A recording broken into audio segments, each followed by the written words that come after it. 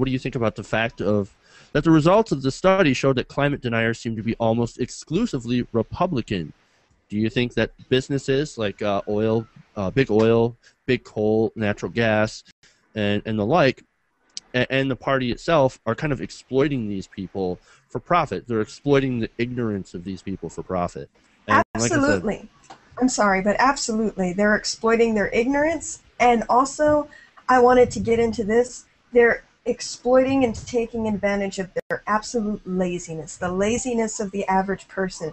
And I'll tell you that based on my day-to-day experience and also based on research that I've done, I believe that a significant barrier that lies in front of us is trying to get through to regular people who don't want to believe in climate change or don't want to believe that we can do anything about climate change because it's too much of an inconvenience for them.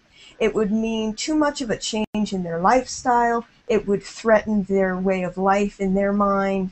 Like people around here, they don't want to see any reduction in coal because there's so many coal jobs that people still depend on around here.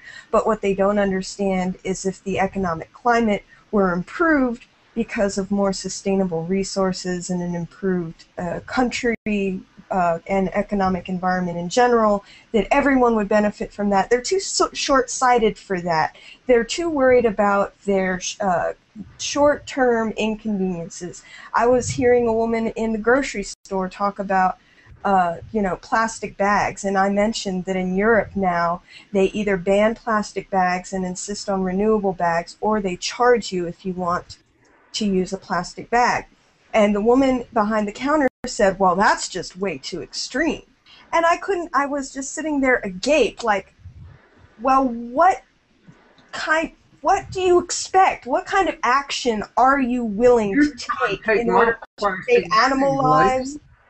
In order to save animal lives, in order to save the environment, in order to keep your air breathable? What are you willing to do? What inconveniences is buying a $1 renewable bag or several of them to take to the store too much of an inconvenience to you?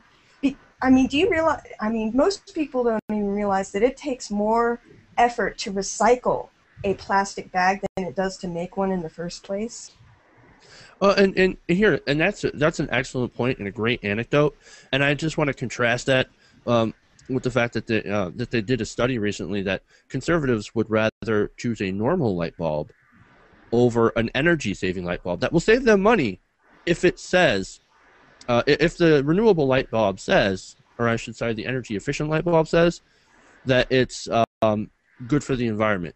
They will cast that aside and choose the more expensive light bulb. And I think that just to spite the liberals. They'll cut off their own nose to spite the other guy's face. Yeah, let me just say, because that speaks to a bigger point that I love to harp away on this point, because I think it's people don't make it enough, which is that there's a reason why that is, why you find almost this, they're arrogant and they're proud of their irrationality. And I think it goes back to how good the Republicans are at messaging, right? So, for example, I just covered a story on my show last week where Rush Limbaugh, for example, he kept saying over and over that liberalism is responsible for all evils. Now, we hear that and we think, well, that's obviously an absurd point, and people are going to scoff at it and they're going to say, oh, come on, man, that's silly.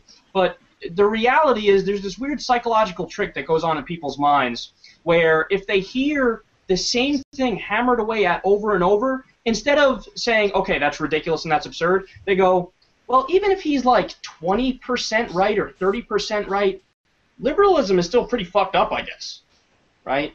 So it's being obstinate has a way of piercing through because people on some innate level respond to confidence.